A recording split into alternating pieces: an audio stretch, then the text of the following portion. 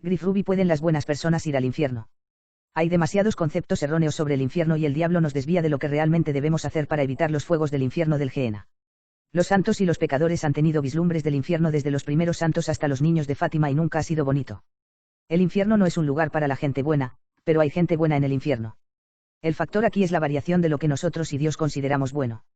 Pero sin la Iglesia y sus sacramentos y autoridad y enseñanza, el bien que obtengan será gravemente limitado, limitando así su gloria en el cielo, o incluso alargando su estancia en el purgatorio, o ambas cosas. Porque en realidad solo hay una manera de ser bueno, ser el tipo de persona que es un bien sagrado para el cielo, y que está dentro de la Iglesia, recibiendo y siendo guiado y empoderado por la Iglesia y sus sacramentos. Cualquier intento de bondad que rechace cualquier aspecto de esto es falso e hipócrita. Y te es casi el cliché estereotipado: alguien desafiando la fe o la necesidad de abstenerse de algún pecado pregunta: ¿Will Dios me envía al infierno? Sí. A lo que la respuesta clásica que se da es no, Dios no envía a nadie al infierno. Si vas allí, remaste tu propia canoa.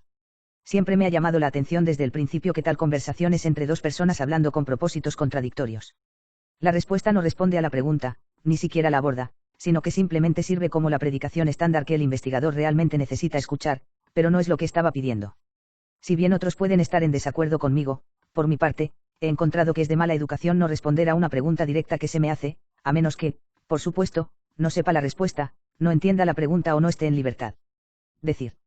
Volviendo a la pregunta dada por el investigador anterior, está claro que dicho investigador tiene un cierto escenario en mente, uno que la respuesta no aborda por completo. Evidentemente, se está imaginando el momento de la muerte, y una especie de alma o espíritu incorpóreo rezumando del cadáver recién muerto y comenzando a flotar hacia el éter. Pero luego, si se descubre que no es lo suficientemente bueno, un grupo de ángeles corpulentos, o demonios, arrastran al alma desafortunada, pateando y gritando, a los fuegos del infierno. Esto es lo que el investigador está imaginando en su mente cada vez que menciona la idea de que Dios envía a alguien al infierno.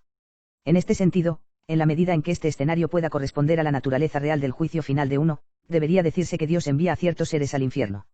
La respuesta estándar, también dada anteriormente, aunque se salta o pasa por alto de manera grosera cualquier respuesta real o directa a la pregunta planteada, es de todos modos valiosa. De hecho, el principal problema es que, al darlo en respuesta a la pregunta anterior, se han saltado muchos pasos. Pero de hecho, el infierno es tanto una elección hecha en nuestras vidas ahora mismo al pecar, como de hecho cualquiera de nosotros que terminemos allí habrá al menos de hecho remar nuestra propia canoa hacia los pecados que justifican tal resultado. Realmente se sabe muy poco de la otra vida, e incluso mucho de lo que comúnmente creemos, incluso como católicos doctrinarios, es poco más allá de la especulación. A pesar de las referencias que la revelación divina, escritura y tradición, tiene a todo esto, ninguno de nosotros puede ni siquiera imaginar cómo será en realidad cualquiera de las dos. Lo que surge claro es que uno es tan deseable que es mucho más digno de todos los sufrimientos que podamos soportar para lograrlo, y el otro tan espantosamente horrible que justifica cualquier cosa que pueda tomar para evitarlo. Por lo tanto, para mí prefiero trabajar con lo que realmente sé sobre ambos. Hay fragmentos del cielo y el infierno que se ven incluso en esta vida, aunque solo son indicios mínimos, cada uno muestra el carácter de cada lugar respectivo. Vemos esto ante todo en el tipo de personas en las que nos convertimos. Están aquellos cuyos corazones son verdaderamente grandes, con un amor cristiano genuino por todos los que se cruzan en su camino, y cuyas vidas son verdaderamente modelos de caridad cristiana, humildad y sabiduría y logro espiritual genuino, pero también están aquellos cuyas vidas son viles, mezquinas. Y mezquinos, que tienden al odio, el despecho, la crueldad y la malicia. Lo más confuso de todo son aquellas personas cuyas vidas realmente parecen ser buenas y amorosas, y sin embargo, de alguna manera, parecen no tener lugar para el Evangelio. ¿Qué vamos a hacer con esas personas? ¿Puede esa buena gente ir al infierno? Y de ser así, entonces, ¿no sería eso injusto? El mundo caído y secular que nos rodea de hecho posee este punto de vista, es decir, si es que tienen en cuenta el infierno. Hay algunas películas de Hollywood que realmente tienen en cuenta el infierno. Pero lo que uno encuentra es que solo los tipos más verdaderamente malvados y despreciables van allí, o aquellos que firman algún contrato con el diablo.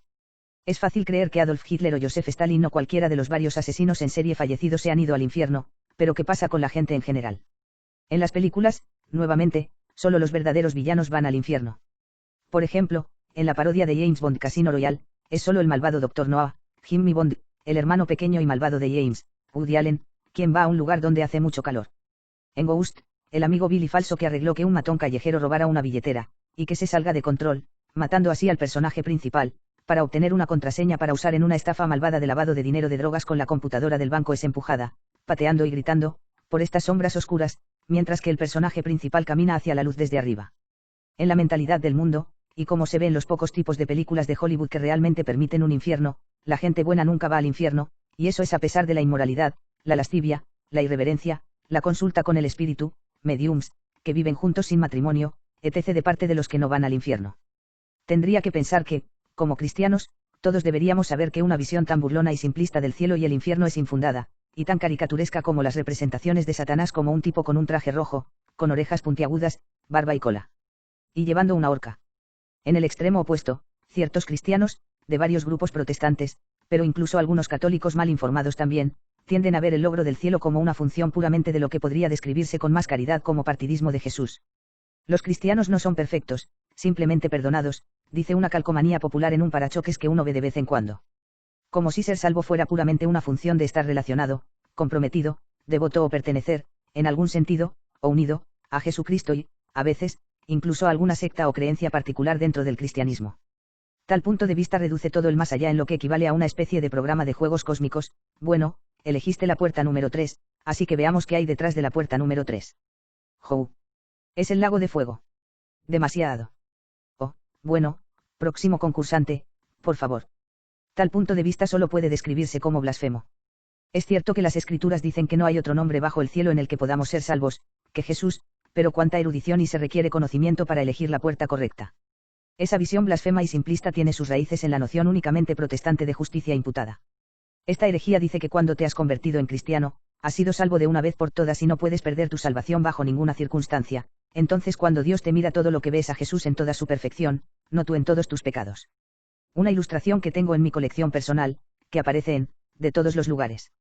Un tratado protestante, muestra a un tipo de aspecto siniestro sosteniendo su botella de licor en una mano, y un tablero plano de Jesús, con Jesús pintado en un lado. Y moldeado para acomodar su forma en sus rodillas, en su otra mano. Un título dice Dios ve a Jesús, no mi pecado. Para ser justos con el autor del tratado. La Iglesia enseña que Dios no puede engañar ni ser engañado. Sin embargo, tal punto de vista herético afirma que Dios hace ambas cosas al practicar lo que solo puede equivaler a autoengaño. Imagínese un cielo habitado por seres tan miserables. Estaría tan lleno de corrupción y miseria como esta tierra, solo otro nivel de las mismas tonterías que soportamos hoy. Sin duda, los apologistas de tal herejía afirmarían que cuando mueren, de alguna manera se transforman mágicamente en grandes santos que nunca más pecan ni tienen ningún apego al pecado. Eso equivale a decir que cuando mueren, Dios elimina completamente, aniquila, a la persona y luego crea otra en su lugar que no tiene nada en común con la que existía antes. No, el cielo se trata de alcanzar la perfección espiritual, un proceso intrínsecamente gradual en sí mismo. Un santo instantáneo, como lo imaginan esos herejes, sería una persona sintética y artificial, y de ninguna manera una especie de continuación del pecador caído al que han reemplazado. Más bien, una persona debe arrepentirse verdaderamente, hacer penitencia, confesar su pecado y enmendar su vida. Solo entonces puede haber una continuidad verdadera y auténtica entre el pecador caído nacido y el santo celestial redimido. Entonces, dando vueltas hacia atrás, realmente solo los verdaderamente buenos, como Dios lo ve, pueden alcanzar el cielo, ya que el cielo no sería celestial si los pecadores, como pecadores, fueran permitidos en él. Dios es santo, y todo lo que se asocia con él en tal intimidad divina debe ser y será santo. Pero, ¿qué pasa con aquellos que nos parecen buenos y, sin embargo, no tienen un lugar real para el Evangelio o para Cristo en sus vidas? Algunos pocos, si su bondad es verdaderamente real, sin duda encontrarán a Dios, o más bien, Dios los encontrará y los traerá a él. Para todos ellos hay misioneros y mensajeros y evangelistas, o al menos, alguna elección evidente por Dios que ellos habrán hecho, de modo que cuando los representantes de Dios alguna vez se encuentren en sus vidas, los reconozcan de inmediato y les den la bienvenida. Pero en cuanto al resto, he llegado a la conclusión de que cuando alguien que incluso puede parecer realmente agradable y valioso como persona, no tiene lugar para el Evangelio, eso significa que hay algún pecado en su vida que es más importante para ellos. De lo que es Dios. Pueden ser lo suficientemente amables con nosotros, incluso con nuestros propios benefactores, pero con los demás, tal vez con familiares cercanos o con otros extraños remotos, lo han hecho mal. O incluso si de alguna manera han evitado el mal de cualquier persona humana, todavía deshonran a Dios sirviendo algo más. Resienten las demandas de Dios sobre sus vidas, porque Dios prohibirá algún pecado al que estén apegados. El pecado es un amo cruel y puede poner a cualquiera contra cualquier otro. Si una persona ha ganado, por ejemplo, dinero para ser su Dios, entonces cualquiera que se interponga entre esa persona y el dinero sentirá su ira. Vea cómo tratan al recaudador de impuestos, o cualquiera que desee cobrarle. Si algo menos nuestro Creador es su Dios, entonces ese Dios puede obligarlos a hacer cualquier cosa. Si esas personas son verdaderamente sinceras, no resistirán a la Iglesia y a Cristo, sino que encontrarán en él, al menos eventualmente, lo que buscaron en sus falsos maestros y finalmente no podrán encontrar allí. Pero creo que nosotros, en nuestra caridad, a menudo estamos demasiado dispuestos a ver la sinceridad donde no la hay. Pueden ser lo suficientemente amables con nosotros personalmente, pero monstruos hacia los demás, o al menos hacia Dios. Pueden ser como leones bien alimentados entre nosotros, tal vez perfectamente felices de que les masajeemos las orejas o les despeinemos la melena, y tal vez incluso nos lamen hasta dejarnos limpios a cambio, pero déjelos tener un poco de hambre y nos comerán vivos. Entonces, de nuevo, pueden las buenas personas ir al infierno. Si por bueno incluye todo lo que podríamos considerar bueno, pero que no elige el Evangelio, entonces sí, porque conocer algo del Evangelio es ver la verdad de él. Una cosa es si, por casualidad y circunstancia, sabemos poco o nada del Evangelio, y allí Dios puede, y tal vez lo hará a menudo, ser muy misericordioso, pero aprender del Evangelio y no buscar saber más de él y ser remediado por él y empoderado por él para vencer el pecado en nuestras vidas es rechazar un regalo tan grande, y eso es un insulto supremo. Los genuinamente buenos anhelarán cualquier cosa del Evangelio que la providencia les traiga, y tendrán la debida contrición por sus pecados, un ardiente deseo de eliminar el pecado de sus vidas y de ser obedientes a su Creador. Pero sin la Iglesia y sus sacramentos y autoridad y enseñanza, el bien que obtengan será gravemente limitado, limitando así su gloria en el cielo, o incluso alargando su estancia en el purgatorio, o ambos. Porque en realidad solo hay una manera de ser bueno, de ser el tipo de persona que es un bien sagrado para el cielo, y es dentro de la Iglesia, recibiendo, siendo guiado y empoderado por la Iglesia y sus sacramentos. Cualquier intento de bondad que rechace cualquier aspecto de esto es falso e hipócrita.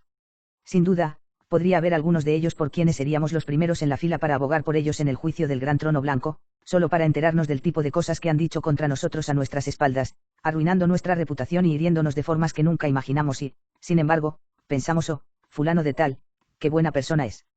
Nadie que sea genuinamente bueno irá al infierno, pero muchos que pensamos que son buenos serán encontrados de otra manera, y entonces todos estarán de acuerdo en que realmente no fueron buenos en absoluto, ya que vemos la verdad completa sobre ellos y sobre su relación con Dios. Y al pecado. Nunca puedes engañar a Dios, y llegará el juicio del gran trono blanco ni habrás engañado a nadie más. Porque en ese tiempo todo lo que está escondido será gritado desde los tejados, y todos los juicios de Dios serán vistos por todos como completamente justos. Griffith Ruby.